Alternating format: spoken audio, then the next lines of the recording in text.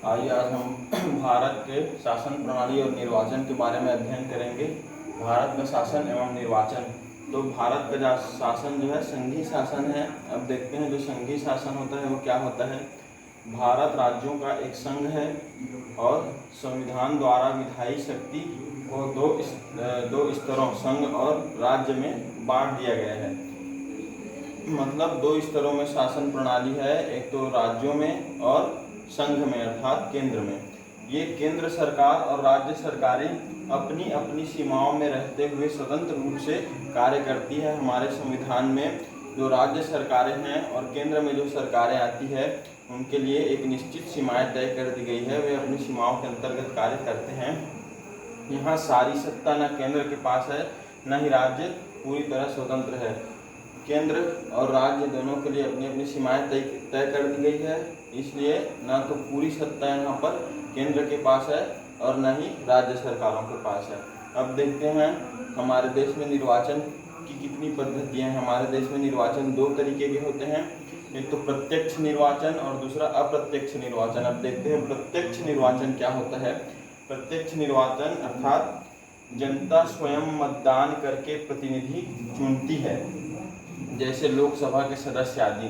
प्रत्यक्ष निर्वाचन का मतलब जहां लोगों के मतदान के द्वारा उनके प्रतिनिधि तय होते हैं। जैसे लोकसभा में जो सदस्य होते हैं अर्थात सांसद होते हैं हमारे क्षेत्र के, वे हमारे मतदान के द्वारा लोकसभा में जाते हैं। जैसे विधायक होते हैं विधान के सभा के सदस्य, वो भी हमारे मतदान के द्वारा विधानसभा के सदस्य बनते हैं। यही प्रत्यक्ष निर्वाचन है। और जो अप्रत्यक्ष निर्वाचन क्या है वो क्या है देखते हैं। अप्रत्यक्ष निर्वाचन जनता द्वारा चुने हुए प्रतिनिधियों द्वारा अन्य प्रतिनिधियों का चुनाव। जैसे हम जो प्रतिनिधि चुने हैं सांसद और विधायक, उनके द्वारा जो अन्य प्रतिनिधियों का चुनाव होता है उसको अप्रत्यक्ष निर्वाचन कहते हैं। जैसे राष्ट्रपति का चुनाव हमारे द्वारा चुने हुए सांसद और विधायक करते हैं, हमारे द्वारा चुने हुए सांसदों और विधायकों द्वारा किया जाता है।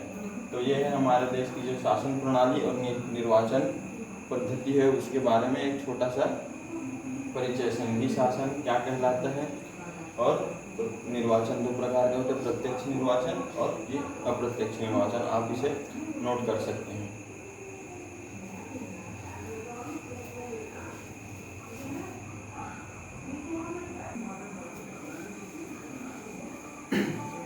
अब हम देखते हैं संसद का गठन। संसद का गठन कैसे होता है, क्या है ये संसद का गठन देखते हैं। जो संसद होते हैं उसके तीन भाग होते हैं, राष्ट्रपति, लोकसभा और राज्यसभा। अब देखते हैं राज्यसभा और लोकसभा के बारे में। राज्यसभा जो होता है उसमें सदस्य संख्या कितनी होती है, तो राज्यसभा में अधिकतम सदस्य संख्या 250 होती है, जो प्रांत होती है और संघ शासित प्रदेशों की विधायिका द्वारा निर्वाचित होती है। जो राज्यसभा के सदस्य होते हैं, जैसे हमने इसके पहले पढ़ा, जो चुनाव की एक प्रणाली होती है अप्रत्यक्ष प्रणाली, उसके द्वारा ये चुने जाते हैं। और ये जो है हमारे द्वारा चुने गए जनप्रतिनिधियों के द्वारा, हमारे द्वारा चुने गए संसद विधानसभा के सदस्यों द्वारा चुने जाते हैं राज्यसभा के सांसद जो होते हैं वो। और इनके ये निर्वाचित होते हैं अप्रत्यक्ष प्रणाली से। उनकी संख्या 238 होती है। राष्ट्रपति द्वारा 12 राज्यसभा के सदस्यों को मनोनीत किया जा सकता है, अर्थात बिना चुनाव के उन्हें राज्यसभा का सदस्य बनाया जा सकता है। इसी प्रकार लोकसभा में सदस्यों की अधिकतम संख्या 552 हो सकती है, जिसमें सीधे चुनाव से 550 सदस्य बन सकते हैं लोकसभा में। जैसे वर्तमान में जो 2019 के लोकसभा चुनाव हुए उनमें 543 लोकसभा सीटों में चुनाव हुए। और राष्ट्रपति द्वारा जो मनोनीत सदस्यों की संख्या है लोकसभा में वे 2 होते हैं, जो बिना किसी चुनाव के राष्ट्रपति द्वारा मनोनीत करके सदस्य बना दिए जाते हैं। अब ये देखते हैं कि उम्मीदवारों की आयु क्या होती है राज्यसभा और लोकसभा में। तो उम्मीदवार की आयु जो है राज्यसभा में कम से कम 30 वर्ष का होना अनिवार्य है। और मतलब जो राज्यसभा का सदस्य है वह 30 वर्ष या उससे अधिक का हो तभी वह राज्यसभा का सदस्य बन सकता है। और जो लोकसभा होता है, लोकसभा का सदस्य बनने के लिए या लोकसभा का जो चुनाव होता है उसके उम्मीदवार बनने के लिए कम से कम उस उम्मीदवार की आयु 25 वर्ष होनी चाहिए। यहाँ हमें यह भी बता देना चाहिए कि जो यह जो राज्यसभा है इसकी न्यूनतम आयु 30 वर्ष और लोकसभा के सदस्य की न्यूनतम आयु 25 वर्ष है, और इसकी अधिकतम आयु हमारे संविधान में तय नहीं है, अधिकतम आयु कितनी भी हो सकती है।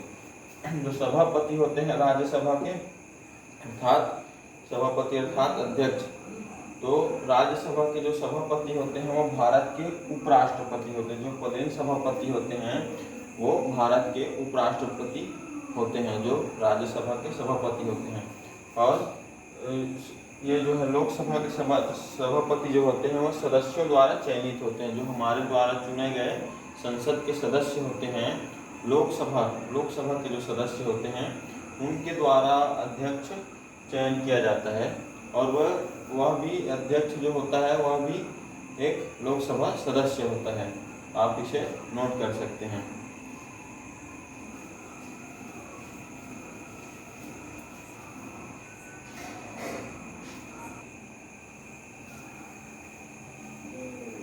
आइए हम आगे देखते हैं। तो अधिवेशन जो संख्या होती है साल में, मतलब साल में जो सत्र होते हैं कुल, वो कितने होते हैं राज्यसभा में और लोकसभा में। तो जो अधिवेशन संख्या होता है अर्थात साल में कुल कितने सत्र होते हैं, राज्यसभा में 3 सत्र होते हैं, उसी को हम अधिवेशन भी बोलते हैं। 3 सत्र या अधिवेशन होते हैं, शीतकालीन सत्र, मानसून सत्र या बजट सत्र, इसे अधिवेशन भी बोल सकते हैं। और राज्यसभा में जो बजट अधिवेशन होता है या बजट सत्र होता है वो 2 भागों में होता है।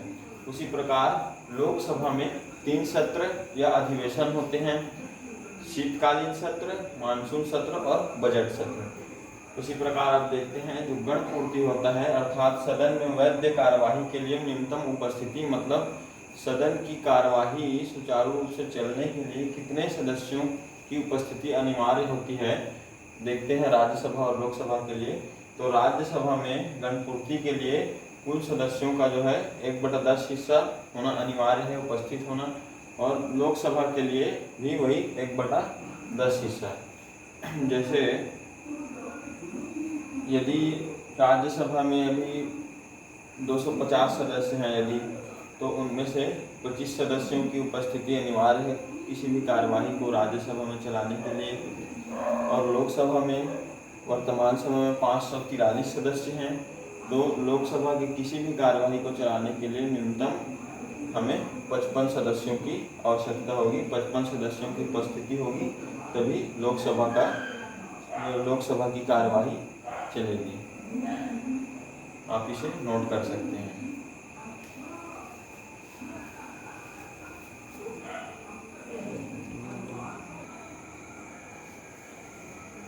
अगली बार हम संसद की कार्य शक्तियों का अध्ययन करेंगे। आप सभी संसद की कार्य शक्तियों का अध्ययन करें।